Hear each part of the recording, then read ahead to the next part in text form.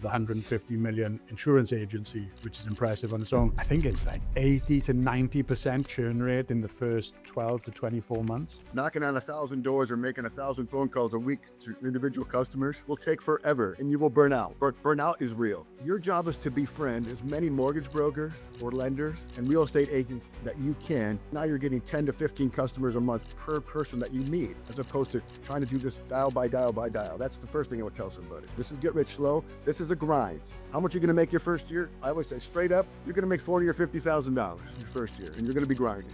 Okay, you're not getting rich, but you're not starving. Beautiful thing about this model, residual income, right? That all the policies are going to renew. You never go below 50. The next year is going to be 80, and then you're 100, and then you're 150, and you can keep going as large as you want. Agents making $500 to $1 million, but it takes time, 5 years to make $250,000 for the rest of your life. It's not that long. Almost everyone needs it, whether you're a home or an auto, right? There's no better business than that. Get rich quick. What's the secret sauce? What is it? Just follow it.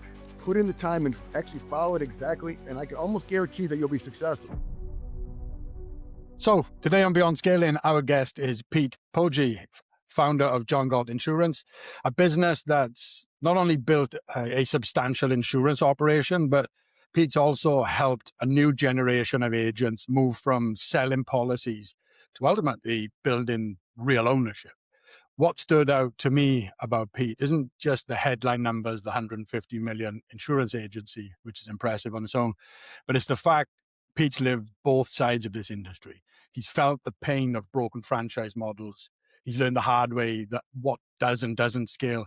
And then Pete's gone on to build systems and that prioritize leverage, discipline, long-term value over shortcuts.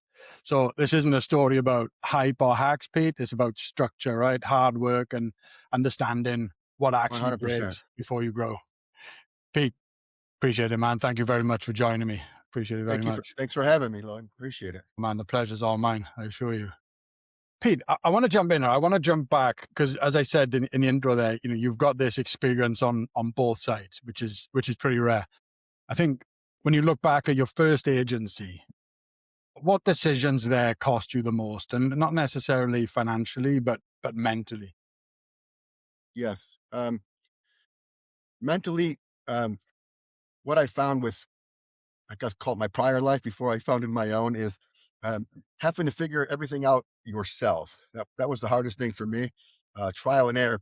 Of course, the trial and error ends up being financial too, but mentally, not knowing what to do, not knowing the next step, not knowing how to scale really slows you down. It takes a toll. Yeah, it's tough, man. And listen, you don't know what you don't know, right? And listen, I'm Right. I'm a business owner. I'm also have several businesses that I'm no longer an owner of. So I started Right. one when I started one in a telesales office and insurance when I was in my early 20s. I went into it. I was so green. I was so naive. I could sell, and I thought that's what it took in order to run Right. a successful business.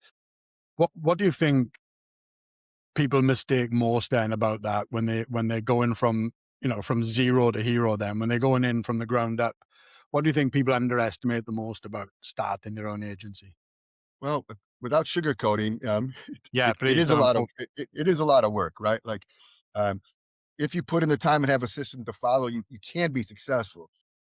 But it really is not a 9 to 5 job when you start. It's probably true in any business, but especially in insurance, you really have to put in the time and the effort, and you have to figure out how to multiply your efforts as opposed to customer by customer. That's what I learned the most. Knocking on 1,000 doors or making 1,000 phone calls a week to individual customers will take forever, and you Yeah, will burn out. yeah, Burnout is real for sure. it is. Yeah, it is. I mean, listen, if depending on where you look, I think it's like 80 to 90%. I looked at recently. It was between 80 and 90% churn rate in the first 12 to 24 months For in sure. in the insurance game. Those numbers are startling, man. They're really high. What do you think the biggest driver of that churn rate is? Um, in the beginning, it's a lot. It's a lot of work for very little money. If you don't know what you're doing, it really is because you grind, and you're like, wait a minute, I did all this grinding, and I'm still either where I was or just a little bit ahead, and it'll just burn you out with all the customers and all the interaction, all that stuff will tear you down. It really does. Yeah, yeah. And with this, you've got a system, and I'd love to get into that because, let's Pete, I'm an ops guy, right? I love process, I love systems that work, and I think winging it Yes. is just lazy, right? I think if you find a process, you stick to that process and you follow it, you run it, you test it, see what doesn't work. And process and systems are there to be adjusted, right? You make changes and you adapt it as you go, incremental changes to improve it. So I suppose what I'm getting at is with regards to your system, what's one of the first things you need to instill in a new agent? Okay. For a new agent, um, the beautiful thing about the insurance business is almost everyone needs it, whether you're a home or an auto, right? Like there's no better business than that. The key is to do your insurance business to business as opposed to business to customer. And here's what I mean. I would tell anybody starting out today, your job is to befriend as many mortgage brokers or lenders and real estate agents that you can, as opposed to going door to door. So once you have real estate and mortgage brokers relationship, and you help them in their business, and they begin to send you their business, which you have to have for closing on a home, as everyone knows, your business probably grows exponentially by 10 times, is what I would say, because now you're getting 10 to 15 customers a month per person that you meet, as opposed to trying to do this dial by dial by dial. That's the first thing I would tell somebody. Business to business as opposed to business to customer. I know that sounds crazy. Everyone wants to go business to customer. How many customers can I talk to? But the best way to do this is build your network as big as possible in the lending and home closing business. That's nothing else is as important as that. And then regarding the burnout factor we spoke about, once you're large enough, you have to stop doing your own service work and hire someone just to do the service work so you can concentrate on that sales side of the business. You can't do sales service, because that will wear you out faster even than the grind of it, if that makes any sense. So Yeah. that's how I would tell anybody. First, befriend and make relationships with as many people in the home closing business as possible. Build up your team. Get a service person to help you, or a service team with processes. Then you're off to the races. When you boil it down like that, Pete, that's yeah, it sounds very straightforward. I love that It is approach as well. Of you make one relationship and you're going to get a continuous stream of leads. It might be more difficult to earn the respect and trust of that one person, but once you do, you're going to get a continuous stream of leads, right, from that person. correct. What people don't understand about that is once you have that relationship, they're referring their people to you. So you're coming in highly recommended. The closing ratio is 80 or 90% as opposed to smiling it down at 10 to 15%. It's a huge difference. Yeah. That makes perfect sense. And listen, I don't want you to give away too much of the of your It's okay. system and your program here, but where does an agent start trying to build those relationships? Do you tap them up on LinkedIn? Do you turn up at their office with a box of Krispy Kreme donuts? What do you do? You can do both. In our system, we recommend do it all. So you can find them on Zillow under lenders and real estate agents. It's got all their backgrounds under. You can call from Zillow. You can Google mortgage brokers near me. It's actually that simple. It's a phone call with the proper script. You can't just call and say, "Hi, I'm insurance. Send me your business." It doesn't work that way. It doesn't work that way in Yeah, any business. yeah, You can also pop in and call it cold pop in. You can call in and say, who do I talk to about helping build their business? It's not just walk in with donuts. I appreciate that, but you're right. There are some cold calling strategies and cold popping strategies. But also, I would tell you, if anyone opened their phone right now and looked at their contact list, they'd say, "Hey, go through your list. Let's say you have 200 contacts only. Does anyone in there own a house in your contact list?" This is simple, right? Do you want to, if you know someone owns a house, call, instead of calling that person and asking for insurance, which is how we're trained, call and say, "Do you know your real estate agent that sold you your house? Will you introduce me to them?" yeah. It, Simple, it's simple, beautiful. but yet people don't do it, right? Yeah, yeah, yeah. It's a unique approach. This is one of the things that got my attention, and I looked at your book, and what was in there, and it's quite a unique approach, right? I don't think there's many people that are going at it like with this approach, and that probably accounts for all your success. When you look at the franchise model, right? No, I know you've had some challenges in the past when you set up a franchise, right? Do you want to just give us a bit of insight on that? Sure. What I've discovered over the years, and uh, the normal franchise model, right? The normal franchise model is Give me 50, 60, 100,000, whatever, depending on the model, right, to get our brand and our system. But what I found is there's really no system, and you're really just paying for a brand that may or may not help you, right? So you pay the $50,000, you're required to get a storefront. Well, how much is rent at a storefront if you're in a major shopping center? Another 3, 4, 5,000 a month. So you're in $100,000 or $150,000 before you even sell one policy, right? So you're already behind the eight ball, as opposed to being able to use that money to invest in yourself or hire a team. And the training is so limited. What I found is I didn't get trained how to do anything other than how to enter customers into a management or a CRM system and how to just work the system of the company that I was being trained with. There's no training anywhere on how to build a business, how to sell insurance, how to scale. You have to figure that all out on your own. So you spend all this money for what are you really getting is what I discovered. So that's why I founded the John Galt Insurance, where we don't have franchise fees. You invest in yourself, and we coach you from beginning to end, from start to finish, how to put it in the system, how to sell it, how to quote it, how to build, how to become $1 million producer in premium, and then how to scale to 10 figures or more.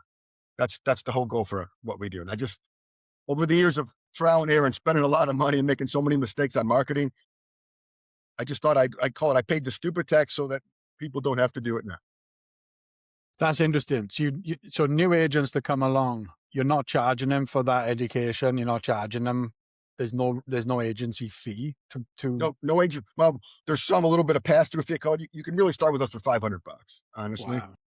So what we do is this. So you start out, we're going to kind of pay your expenses, right?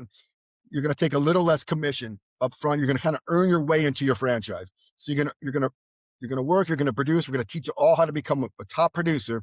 Once that happens, and your book of business, we call it, gets large enough to support itself.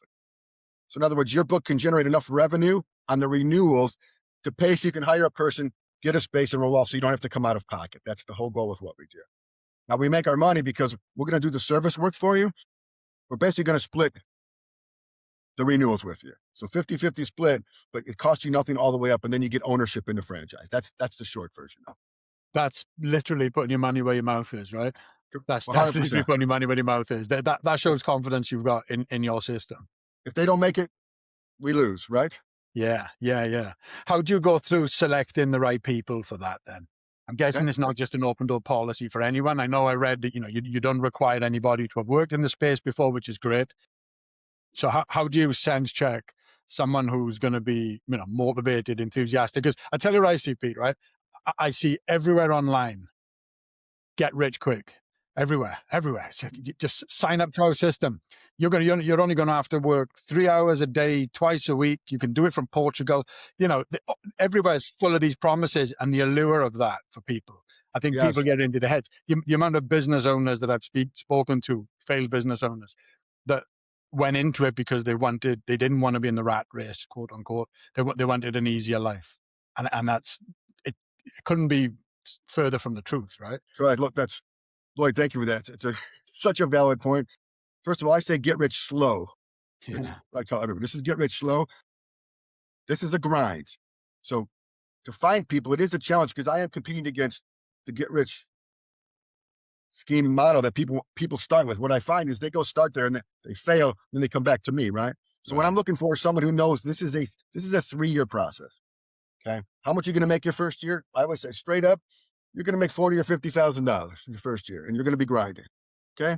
You're not getting rich, but you're not starving, right? The beautiful thing about this model, the residual income, right? All the policies are going to renew. So if you never go below 50, the next year is going to be 80, and then you're 100, and then you're 150, and you can keep going as large as you want. When I'm looking for a person who's willing to work, they have to be coachable. So the questions I'm asking is about coachable. Can you follow a system? When you put in the time, and you kind of have that entrepreneurial brain, meaning this is not a 9-to-5. If I know, if this person knows that in 3 years, they're going to have their own business and never make less than 120 to 150,000 and up. I mean, I have agents making $500 to $1 million, $500,000 $1 million. But it takes time. If you're willing to put in the time and give me the sweat, I can coach you how to get there. And eventually you're going to have your own business. Even that said, get rich slow. 5 years to me making $250,000 for the rest of your life is not that long. It's not that long. It's not But that long. this is not 3 months you're rich. There's no way this business works like that. It just Yeah. doesn't, because Yeah, I respect that honesty, Pete, so much. I do, because I'm tired of that, the allure of that. And I got sucked into it when I was in my early 20s, and I invested in right. some Ponzi scheme and got burned. Only a small amount of money, but We regardless. we all have. Yeah, We yeah, all. I've yeah. got several under my belt. Don't worry, for sure. When you talk about people, finding prospective agents, then the key thing is coachable, right? And following, and someone that's going to follow a process. Because Correct. I think, having worked in business and recruited, many people, finding, I don't know if it's like on your side or what in your experience, right? But finding that person who wants to come in and really get their head down and Yes. grind and graft. And they're going to be the first one in the door and the last one out the door. And if it needs to be done at 5 o'clock, they're not going home. They're going to stick it out and see it through. And if there's a problem, they're there till the end. Like finding that person. I mean, literally, right? Out of 100 people in the average business, you'd be lucky if there's 5 people like that, right? Then I think I'm being generous. I think 5 is generous. It's Yeah, it's 1 or 2 out of 100. Same with my business. It really is. yeah, yeah. So how do you find what are the key characteristics that you're looking for from someone that fits that profile, that's going to be coachable? What signals are you looking for from them, and what are the red flags? All right. I like active in sports. Believe it or not, is if they were in sports, I've had a lot of success that way. Yeah, okay. If they understand that it's not get rich, you can tell that by the conversation for sure. Um, when I say entrepreneurial spirited and minded, they want in their brain, they want something more, right? They know that at the end, this is going to be a business, and they're not just looking for how much salary can I get for my first 2 years. That's always a red flag, because that's employee mentality, right? Business owner, you have to think a little different. Um, when someone comes in with me, when you see yourself in 3 years, it's not, I see myself making a certain amount of money. I see myself building something better. You know, my goal is to change lives, right? So how do I know if I could change this person's life?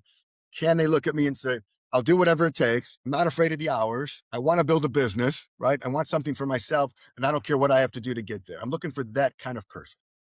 Yeah, yeah, yeah. And it's. I mean, you can't be ageist, right? But I think when you're setting up something like that, and you're going into something like that with the enthusiasm, the time you need to put into it, you've just got to be willing to make sacrifices. Correct. I hesitate when I use that term because I think it's overused, but you've got to be. I feel like you've got to be willing to put your evenings in, put your weekends in if it's needed. Correct. I don't advocate anybody working 15 hours a day and working weekends. You've got to have that break, right? But it's just about having that mentality, isn't it? And just doing it when you need to do it. Just that. Well, you mentioned weekends. Well, a little trick that we do, which is why we say work weekends, is we attend open houses on the weekends, right? There's no insurance agent ever walked into an open house, right? They just don't do it. But at an open house, who's sitting in an open house? A real estate agent, right? Yeah, yeah, So you have a captive audience right there, and you're not there to sell insurance, right? You're there to, how do you help with their open houses, and how many open houses are over a weekend? I've had gentlemen and agents go to 10 open houses in a week, and that's 10 contacts you didn't have. Right? yeah, yeah. See, I mean, there's so much value in what you're saying. I love the simplicity of it. It's very clever. It's very smart. You know what else is a little different, which to help the success rate, people always ask me, do people fail? Yes, they fail if they don't work or follow the system, but the people I have in place for coaching and mentoring all own agencies with me, right? So, and they're all top producers, and are on their way to build $10 million agencies. So when someone comes in with me, they're going to learn from top salespeople and also agency owners who've been in the trenches and know the pros and cons of this. So it's not just not just someone coming in with a clipboard with poking at numbers like a manager from corporate that doesn't know anything. These are in the weeds, in the mud, agency owners that can teach you the right way. I think that's important too. That helps the success rate a lot. And community as well, right? Yes. That community is so important. You can, and listen, I've done it in past roles when I've been in management positions, because it's pretty lonely in those positions as well when you're managing a team. And I've done it as a business owner as well, where you're making a very like fundamental mistake, like a very simple mistake, and it takes somebody else to point that out to you. And as soon 100%. as they point it out, you're embarrassed. Like, I can't believe I can't believe I'm doing that. I've just had it, mate. I've just had it in the last 6 months. And I sat down with a friend of mine. I'm like, look, I'm having some challenge with getting these sales over the line. I've got these 5 clients. I've been working with or potential clients. I've been working on these deals for 4 months. And he just went, they're dead. He just straight away, they're dead. Cut it loose. Man, there's, about $300,000 worth of business there. He's like, cut them loose. They're dead. And then he broke it down. He's like, why has it gone out this far? And man, he just broke it down. And it was such a fundamental error that I was making early doors with these clients. Change that, game changed instantly. Game changed instantly. But without that external perspective, Pete, that's what I'm getting at. Without that community, or without that external perspective, it's very difficult to see yourself. Do you mean chasing someone who's not interested, that kind of thing, or? Yeah, well, yeah, that as well, right? I mean, that was part. Well, I'll tell you exactly what it was, and I'll disclose my personal circumstances on you. It's okay. I'll tell you what I was doing, which was a fundamental error. I was speaking to business. I was talking to C-suite, talking to CFOs, talking to VPs. But what was happening was I wasn't asking them up front, what's the decision-making process here? That's it. That was the error. That's that little thing. Isn't that something? That was it. It's so simple, right? But by not asking that up front, and then get through the sales presentation, the person that I'm talking to, I know they're all in, right? And if they could make the decision in that moment, you build the emotion, you go through the whole process, you give them the solution, which is genuinely solving a real pain point, and they're all in. I can feel it. They're telling me they're all in, and then like, right now I just got to pull in Ken from accounts. Now I got to pull in Ike, and like, here we go, and that's it. So now I just flip it on his head. I ask him up front during the discovery, what's the decision making process here? And I don't do a presentation unless I've got the people in the room who can make the decision, because you're wasting your time. And I've lost deals because of that. I've lost presentations because of that since then, but they were going nowhere anyway. And my point of being around that is that was such a simple adjustment. And as soon as he pointed it out to me, Pete, I was embarrassed. I was like, I'm not pitching the decision makers. I'm pitching a decision maker. I'm not pitching the whole group. It was such a silly error, Totally understand. Yeah. That's the point of having a mentor or someone that you could bounce ideas off of. They could sometimes one little thing can change your career or change everything, for sure. It literally changed it overnight. My close rate rocketed straight away, like immediately overnight.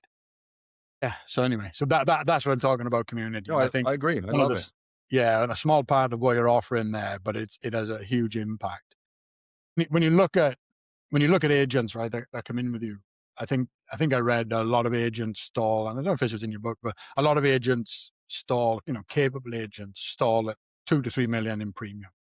Yes. What's usually the constraint then when they hit that glass ceiling? A couple of things. First of all, you're just one person, right? One person can only do so much. You have to duplicate your efforts. If someone says, how do I get to $10 million agency? First of all, you have to separate the service, because the service will bog you down. It doesn't mean you're having bad service. You're just getting someone who could service better than you. Yeah. And just handle that.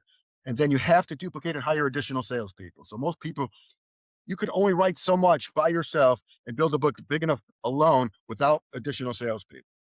So the golden rule to me is learn how to produce yourself. Said I try to get yourself to $1 million in production every single year in new business. Then bring in someone, duplicate yourself. Bring in another person who could do 500 or 600. You do that 4 times, you're generating $2 or $3 million a year in new business premium. The rest will take care of itself, plus your service, right? Your service team. So one person physically can't grow more than $2 or $3 million book. You just can't. It's not humanly possible. Yeah. And do you see the agents that are getting to that point? Do they have difficulty letting go? Do they have difficulty giving away control? Is that 100%? That is the biggest challenge that I have, even in my company now, when I have these agents that are they're cranking out $1 million a year. First of all, the money's so good they can't get away from the desk, right? And Yeah, they yeah, think if they give it to someone else, something's going to happen. But that's not the case. You're so busy. Are you really giving each customer, maximizing each interaction? No, because you're so busy. You almost become transactional because you're so busy. yeah, And yeah. you forgot what got you there in the first place. So bring in a team that can take each customer and maximize every interaction relationship. You're right. They don't want to let go of the control. Uh, it's actually easier to sit and produce than it is to build a team in That's a some cases. valid point. That's a valid point. Yeah, sometimes better the devil you know, right? And we Correct. continue. Yeah, and listen, I've been guilty of that as well. I've been guilty of that for sure.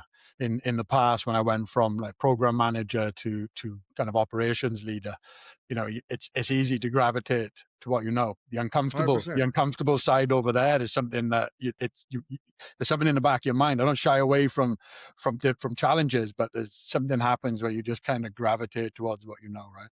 Yeah, like what if the person doesn't work out, or I don't have enough time to train them? All that stuff that goes through your brain, Yeah, which yeah, really isn't real. You need that person to go to the next level. You really do. yeah, yeah. And I think that crosses across all industries and new business owners for sure. Agree. When Agree. when you look now at, I mean, so many things have changed, right? In the last, over the last 5 years, since COVID, I suppose. I hesitate when I say that word, but it's just like a line in time now, isn't it?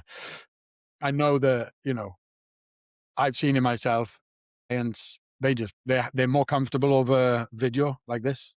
So they are, and they know how much easier it is. They don't have to, they don't have to leave their office for a start. They don't have to put up with the salesperson walking in through the door.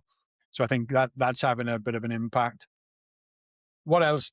First of all, are you seeing that as being a challenge for the agents? And what else has changed over the last few years that's quietly making life harder for the agents? Um, we'll start there because yes, the mindset of people working from home and working the video, it's real. But as an agency owner, having your agents in the office with you is so much more productive for the coaching and the accountability. It's hard to hold people accountable over a video. It just is.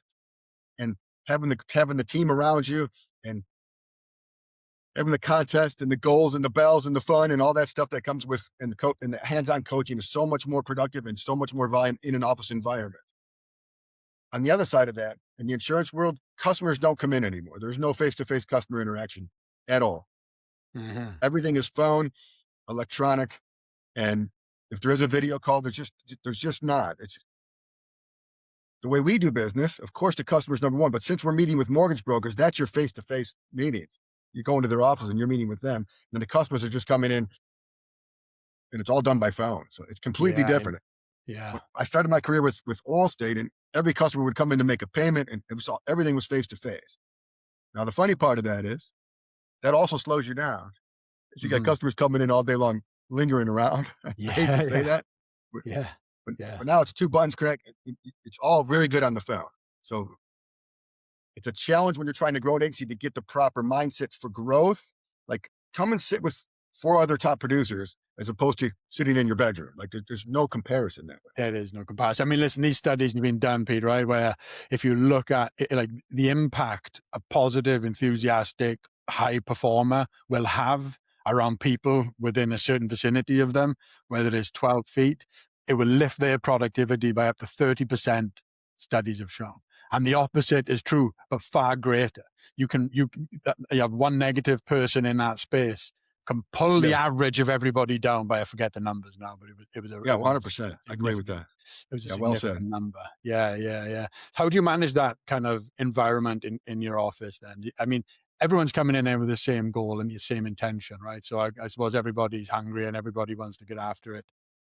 Yes. In any business, there's top performers, medium performers, underperformers, right? So we have a minimum expectation.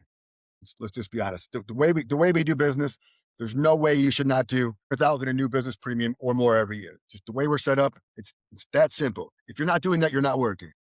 Hmm. So our average production is going to be $500,000. Our top performers do $1.5 million a year, like 2 times. If you're falling below to 350, 400,000, honestly, you're not going to make enough money, and you're going to burn out, or you probably won't be here, to be honest with you. Yeah. So Yeah. You're going to get tired of that. you're going to get tired of it. And also, since there's not the ownership piece until you get to a certain level, you're kind of proven to yourself over 3 years, can I even do this business myself, right? If after 2 years you still can't get to the 500, maybe it's not the right business for you, and that's okay.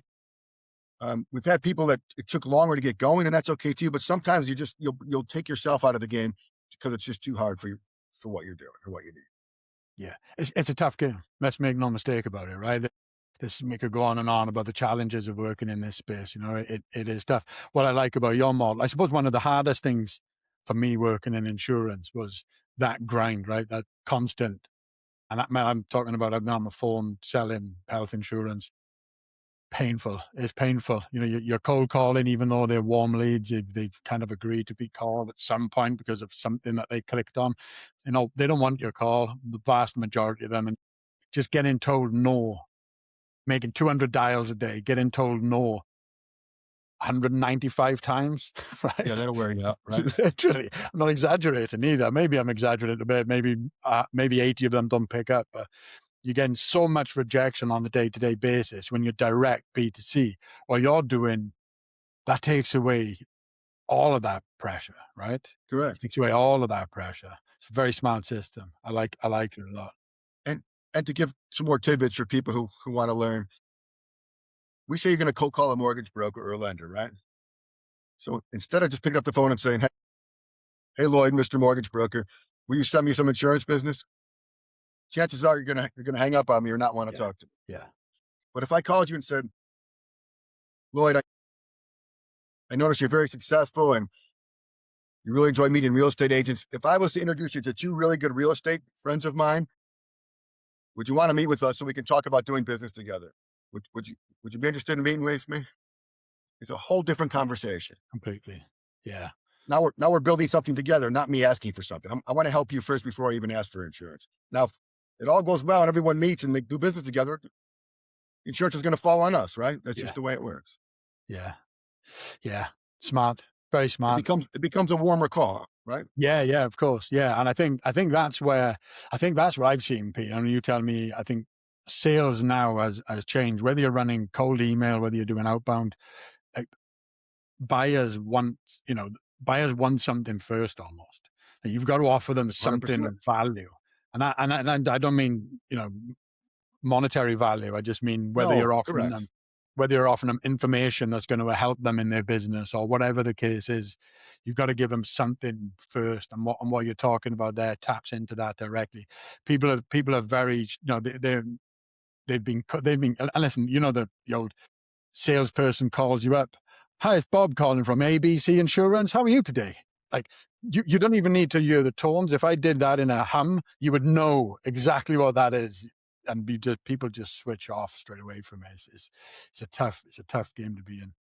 What I teach all my agents is, how many mortgage brokers or lenders have ever had an insurance agent ask them if they need something other than insurance? Like, they just don't do it, right? Yeah. How do I help you in your business? What can I do? What do you need to be successful in your business? So, Lloyd, how many loans a month do you write, if you don't mind me asking? Okay. Yeah. I write 10. If I could get you 15, would that help you? Like, Yeah. Yeah. right? Yeah. Instead of, "Hey, I'm really good at quoting and I've got great service." Who cares? Like, nobody cares. Everybody has. Yeah. Right. You've That should be your minimum congratulations. Yeah. expectation. You should better have good service. That's your minimum expectation. Yeah. So- You've just blended in with every other person. Correct. How do I help you first before I ask for something? It's all about value, just to your point. Yeah. And then it becomes a mutual exchange as opposed to a pest 100%. sales call. It's got to be a mutual partnership, or you're a taker. If you're a taker, you're not going to win. Pete, I want to talk about leadership because, I can see the passion you have as well, right? About being an operator, being on the front line. And you've obviously, you've been there, you've done that. You've stepped back from day-to-day kind of operations now, and Yes, sir. and you're in this leadership position, and it's an important place to be, right? You've got, I don't know how many people are underneath or within the organization will look to you for guidance, will look to you to steer the ship. As an agent, I suppose what I'm getting at, as an agent, effort was the lever, right? You could work harder, work weekends, work Saturdays, do evenings, do whatever you need, just put the grind in, right? As a leader, the effort isn't really going to cut it, is it? It's something more there. There's something more that's needed. I can't quite put my finger on it, but what's the hardest kind of mental shift you've had to make when success stopped being about your own output? Then, if you like. Um, and I hope it's not cliche. It is being able to give up the control to people that you trust, but making sure they're trained properly. So I would say you're micromanaging until you don't have to. You have to be able to take a step back. And what I found, especially in the insurance business, is when everyone's in working, I call it, they're all in the weeds. Everyone's in the weeds doing it. And you got to be able to step back, and someone's got to be outside the weeds saying, have you thought about this, this, and this? So you have to be able to look at what they're doing and pull them back sometime to reality, so that we're all working on the business, not all stuck in the weeds, just going about it. So it's really the Yeah, training and the communication, but you got to have trust in your team, or it goes nowhere. It just doesn't. And yeah, you got to be able to communicate and make a change fast if it's the wrong person in the wrong seat. You can't be afraid to do that. Put people where they're going to be most successful. Not always that easy, and sometimes you get it wrong, but you can't be afraid to make a fast change and move them accordingly. yeah. You said that sometimes you get it wrong. It's inevitable, and I can relate to this. In my own business, and when I was a senior manager, I've got to give that up, right? You've got to give up that control and responsibility. Which, believe for me personally, I'll put my hand up. It's the hardest thing for me. It's difficult. It's very, very hard because I'm fiercely competitive, and to allow something to break is excruciatingly painful for me. But I had a lot of coaching over the years, executive Yeah. coaching, and that was the one thing that they had that this guy Andy Thomas, he kept trying to beat out of me was, and I'd be like, yeah, but it's not going to be. He's like, you've got to let it fail. You got to let that person. How else is that person going to learn if you don't let them have full control, take control? So I'm delegating tasks, knowing that not 100% of them are going to come back right the way I would want it or the way I would do it, and that for me was very difficult to give up. Yeah. What I've that's and it's difficult for everyone. What I've learned is I let them feel all to the point, like where their face is going to go into the water. Then I grab and you pull them right at the last second. You pull them out, Yeah, yeah, yeah, and then they learn. They go, oh, but I mean, you don't let them crash and burn completely, but almost to the end where you gotta save them right at the yeah. last minute. There's something funny, isn't it, about us humans, right? We learn more from failures, if you want to call it, or negative interactions. I read this thing actually not too long, very recently. When you talk, when you butter toast, it always lands, and if you drop buttered toast, it always lands butter side down. It doesn't. It's 50-50.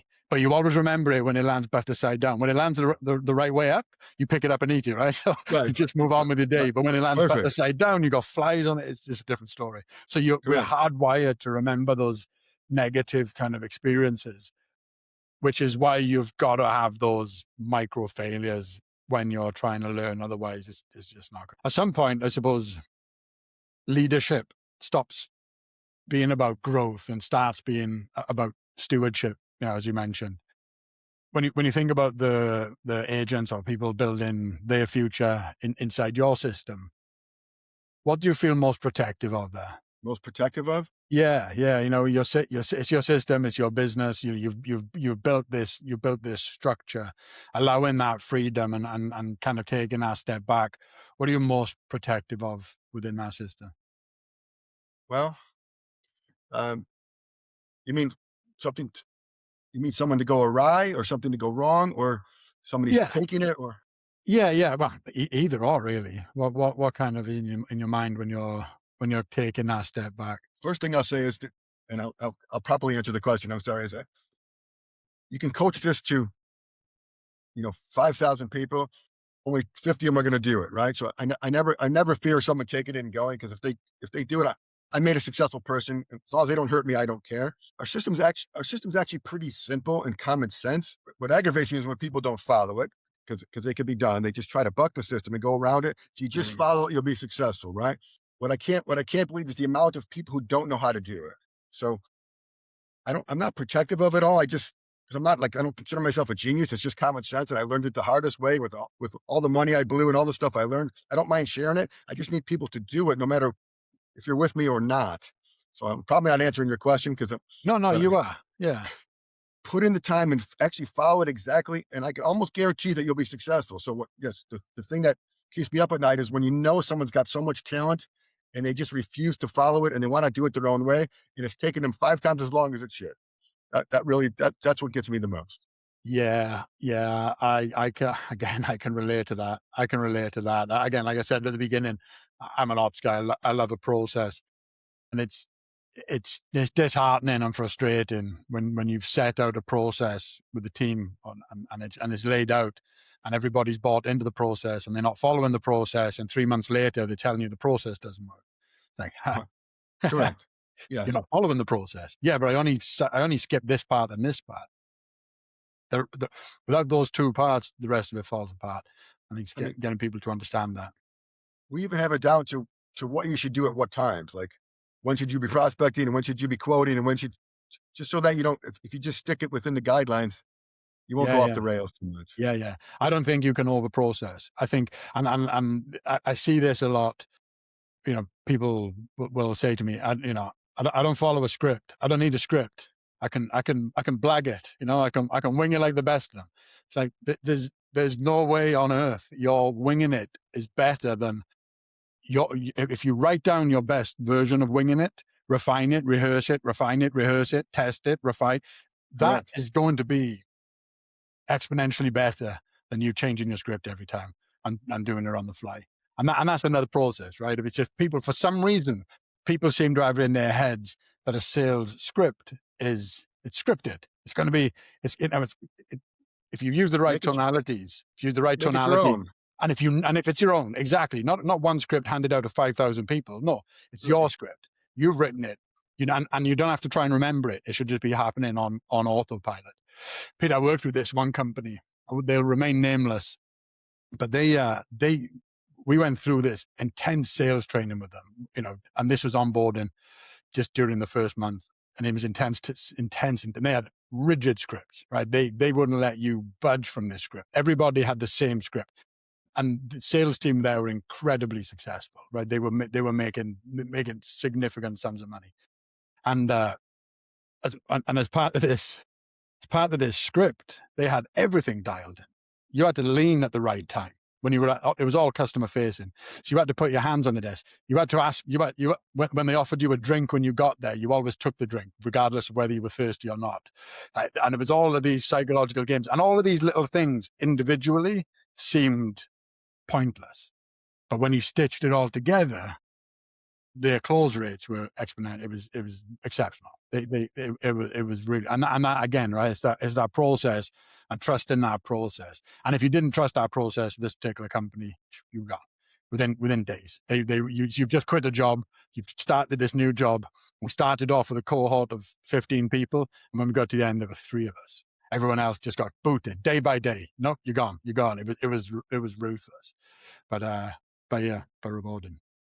Lloyd, one of my top agents who started with me a while, I think he's 32 or 33. He's got like a $30 million book, right? So new people come in and they go, I have to talk. His name is Zane. I have to talk to Zane. What's his secret? He must be doing something different, right? Joking. He's grumpy half the time. He's got the same personality as everybody else. So people go to his office and go, what's the secret? And he always goes, shut up and follow the system. Like I'm doing the same thing that you're being taught. You just have to do it consistently. So he's a consistent creature of habit. He just mastered it. Yeah, yeah. And he's going like crazy. Everyone's looking for that get rich quick. What's the secret sauce? What is it? Just follow it. Yeah. Follow it. Do you know what as well, right? I think what you're looking for is you're looking someone with entrepreneurial spirit, someone that's a go-getter, someone that can think for themselves and all of those other traits that you want.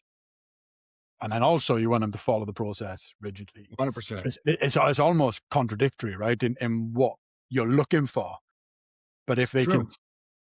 can, I'm thinking out loud here, but if you can find the people that have all of those positive traits, but they can respect the process. Yes. That's your Zane. My son's name, by the way, Zane. I don't hear many Zanes. Interesting. Well, that's good. And I said you have to be coachable. You can't fight every little thing, and you got to be able to take some criticism. I think you mentioned it earlier.